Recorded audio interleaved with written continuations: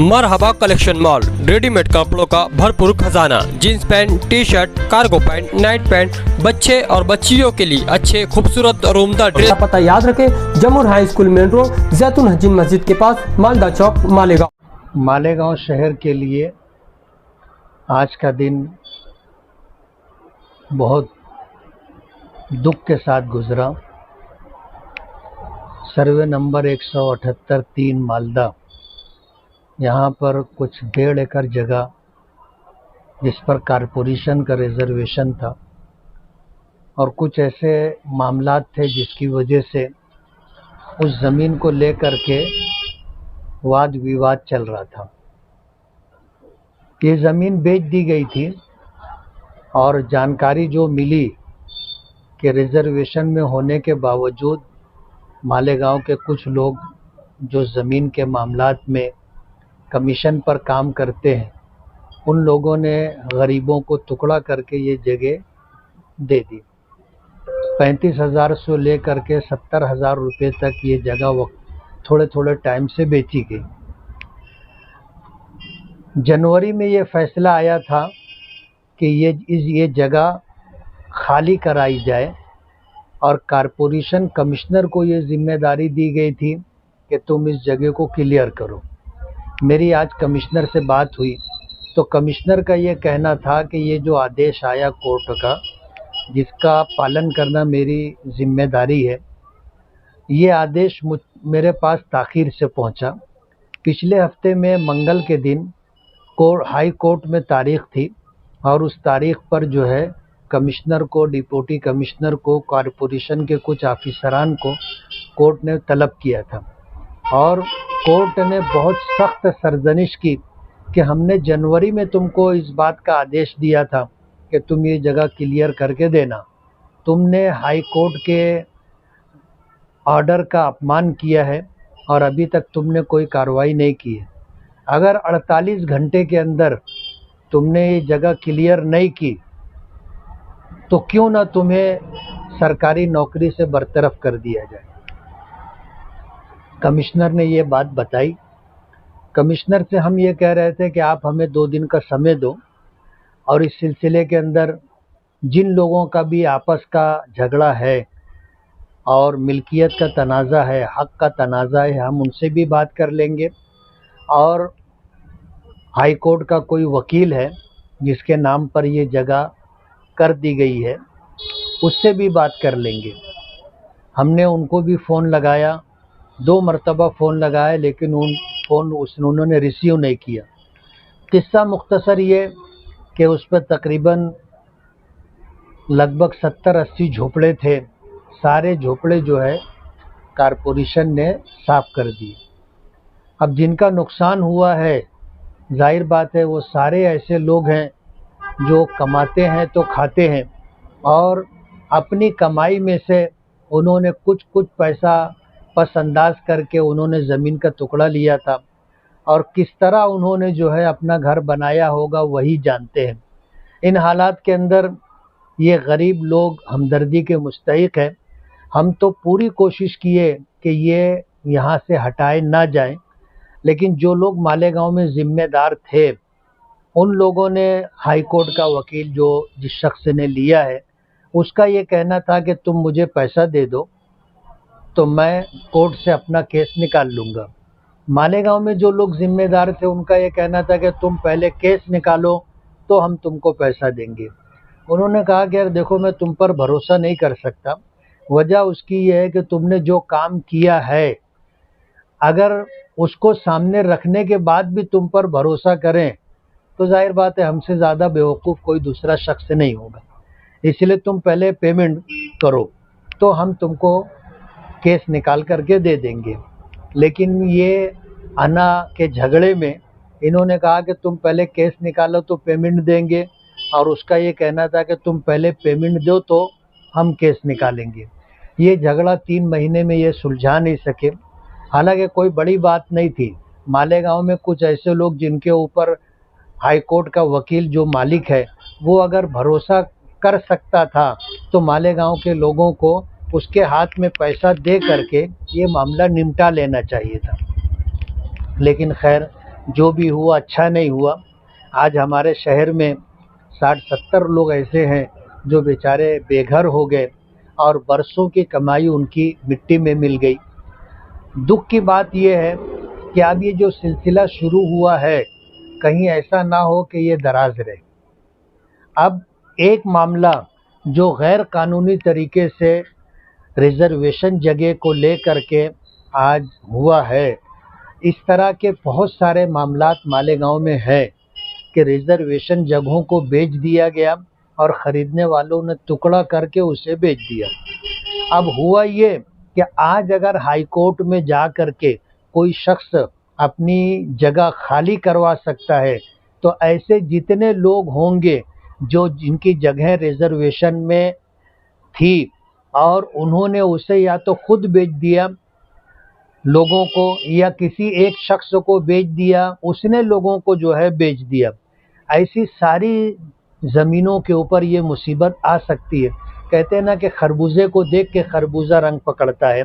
अब एक मामला हो जाने के बाद दीगर इस तरह के जो मामलात होंगे और उसमें जो आदमी हकदार होगा वो अपने हक को लेकर के अगर हाई कोर्ट जाता है, तो आज का ये फैसला उनके लिए नज़ीर और मिसाल बनेगा, जिसकी वजह से इस तरह के दीगर मामलात भी मालेगांव में हो सकते हैं। किला झोपड़पट्टी के ऊपर लटकती हुई तलवार है और महाराष्ट्र भर के जितने किले हैं उनकी ज़मीनों पर जो इस तरह के तजावुज़ात हैं, अतिक्रमण है, सबको साफ़ किया जाएगा। मालेगांव किला झोपड़पट्टी के ताल्लुक़ से कम इतनी बात खुश आइन है कि लोक आयुक्त का फ़ैसला उनके लिए ये है कि इनको पर्यायी जगह, मुतबादिल जगह दी जाए, उसके बाद इनको यहाँ से हटाया जाए। वरना पूरे महाराष्ट्र के अंदर जहाँ जहाँ किले की ज़मीनों पर लोगों ने मकानात या कब्ज़ा कर लिया है, सबको बग़ैर मुतबादिल जगह दिए खाली कराया जाएगा। इसलिए मालेगांव के वालों के लिए सोचने की बात है कि गैर कानूनी यानी सरकारी बिन शेती और लेआउट के बग़ैर जिन ज़मीनों की ख़रीद व फ़रोख्त की गई है, उन तमाम लोगों की मिल्कियत और उन तमाम लोगों के मकानात ख़तरे में। अल्लाह ताला आफ़ियत का मामला फ़रमाए और मालेगांव वालों को, ख़ास तौर पर गरीब लोगों को कानूनी तौर पर सारी बात समझने के बाद कोई जगह ख़रीदी जाए, इसकी तौफ़ीक़ अता फ़रमाए। इनके लिए आप क्या कोशिश कर सकते हैं? वकील से बात ठीक है, ये ठीक है, उनको जगह वापस मिल जाएगी, अगर पैसा नहीं वापस, लेकिन उनके घर टूट गए सब पूरा, यानी वो जो बना हुआ था 1-1.5 लाख का इमला था एक आदमी का, वो भी टूट गया। तो अब आप क्या ये कर सकते हैं? इससे ज़्यादा जिम्मेदार तो वो है जिन लोगों के पास पैसा रखा गया था। तो क्या है? मैं वही बात कहना चाहता था कि जब इस तरह की सूरत हाल बनी थी, कल के दिन जो मुतासिरीन हैं वो लोग उन लोगों के पास गए थे जो लोग पैसे के लेन देन के ज़िम्मेदार हैं। तो उनका ये कहना था कि किसी का घर टूटेगा नहीं, नोटिस आएगी तो देखेंगे, इस तरह की बातचीत की गई थी। और जिन लोगों ने अंदेशा दिखाया कि यार अगर हम घर तोड़ा गया तो हमारा तो लाखों का नुकसान हो जाएगा, तो उनको ये आश्वासन दिया गया था कि अगर ऐसा हुआ तो जो नुकसान होगा उसकी आधी भरपाई हम करेंगे, आधी तुम करना, ऐसा मुतासिरीन ने बताया। लेकिन जाहिर बात है ये बात भरोसे के लायक नहीं है। नुकसान होने से पहले आदमी इस तरह की बात कहता है और नुकसान होने के बाद आदमी अपनी बात पर कायम नहीं रहता। आज जो गरीब लोग हैं उनकी तो जाहिर बात है कि जो सूरत हाल है, आज उनके सर पर छत नहीं है, सख्त गर्मी का मौसम है, ये अपने बच्चों को लेकर के कहाँ जाएंगे। इसलिए एक मामला जो हुआ है इसको देख करके दूसरे लोग जो इस तरह के मामलात में मुब्तला हैं उनको अपना मामला ठीक कर लेना चाहिए। आमतौर पे कहीं पर जैसे आग लग जाए, बत्ती उजड़ जाए, कुछ हो जाए तो सियासी हजरात वहाँ पहुँच जाते हैं, लेकिन यहाँ पर देखने में कि किसी भी पार्टी का कोई भी सियासी नुमाइंदा वहाँ पर विजिट नहीं किया, जिसकी वजह से भी लोग कम से कम ये चाह रहे हैं कि हमसे कोई आकर हमदर्दी तो दिखाए। नहीं, बात यह है कि कोर्ट के आदेश के बाद जब उस पर अमल बजौनी हो रही है तो कोई सियासी आदमी अगर वहाँ जा कर के उसको रोकने की कोशिश करता है तो ये सरकारी कामकाज में अड़थड़ा करके उनके ऊपर FIR रजिस्टर हो सकती है। और आज अगर वो सरकारी पद पर है तो उसका पद छिन जाएगा, ऐसा अंदेशा भी है। तो सूरत हाल ये है कि जो आदमी पद पर नहीं था वो उन्हें जाना चाहिए था। मेरी मजबूरी ये थी कि मैं एक MLA हूँ, अगर मैं जाता तो उसे मुझे टारगेट किया जाता और टारगेट करने के बाद जाहिर बात है उनकी मंशा ही है कि इनका पद छिन जाए और इस तरह की कोशिशें भी हो रही हैं। इसलिए मेरी मजबूरी थी कि मैं वहाँ ना जाते हुए उनकी पूरी मदद करने की कोशिश कर रहा था। निज़ाम बखार वाले के भाई अलाउ और उसके साथ बस्ती के 5-7 लोग सुबह नमाज के बाद से मेरे कांटेक्ट में थे और मैंने इसहाक सेठ को भी फ़ोन किया, उनके बेटे महफूज को भी फ़ोन किया, लेकिन सुबह का वक्त था, उनसे बात नहीं हो सकी। तो मैंने जिस शख्स के नाम पर ये ज़मीन है वो हाई कोर्ट का वकील है, उससे मैंने 2 मरतबा रब्ता करने की कोशिश की, पूरी रिंग गई, लेकिन उस शख्स ने फ़ोन रिसीव नहीं किया। बाद में मालेगांव में जो लोग इन मामलात में थे उनको फ़ोन करके उस शख्स ने कहा कि मुफ्ती साहब का मुझे फ़ोन आया 2 मरतबा, उनसे कहना कि मैं आपसे बाद में बात करूँगा। उसने मुझसे बात नहीं की। और जो लोग, फिर मैंने कमिश्नर से बात की तो कमिश्नर ने भी माजरत कर ली कि कोर्ट ना मुझे बहुत सख्त आदेश दिया है कि अगर 48 घंटे के अंदर आपने कोर्ट के फैसले पर, आदेश पर अमल नहीं किया तो क्यों ना तुमको नौकरी से बरतरफ कर दिया जाए, इसलिए मैं कोई मदद नहीं कर सकता, ऐसा कह करके उसने बात ख़त्म कर दी। लेकिन आप तो सत्ता में होने की वजह से सबकी नज़र आप पे रहे, ये जिम्मेदारी ज़्यादा आपकी थी और दूसरों की वजह पर, जो इलेक्शन हार गए या जो इलेक्शन में अभी ये नहीं हो, उससे ज़्यादा आपकी जिम्मेदारी थी। इस तरह की बातें वहाँ जब हम लोग पहुँचे तो लोगों ने किसी का ये नहीं, आपके ये किया कि भाई अगर मुफ्ती साहब आ जाते या MLA साहब आ जाते तो हमारी मदद हो जाती। ये आपकी पर्दे के पीछे की मदद हो गई, ये लोगों को नहीं पता, लेकिन पर्दे के सामने जो है ऐसा अगर हो जाता तो क्या है कि मेरे पीछे जो लोग लगे हैं वो लोग इसी इंतज़ार में थे कि ये आएंगे, इनकी वीडियो हम बनाएंगे और उसके बाद इस मामले को ले करके कानूनी रास्ता इख्तियार करके इनको इनके पद से हटाएंगे। बाकायदा प्लानिंग थी और मुझे बताने वालों ने बता भी दिया था। इसलिए वहाँ ना जाते हुए जो मदद मुमकिन थी उस मदद को हमने हासिल करने की पूरी कोशिश की।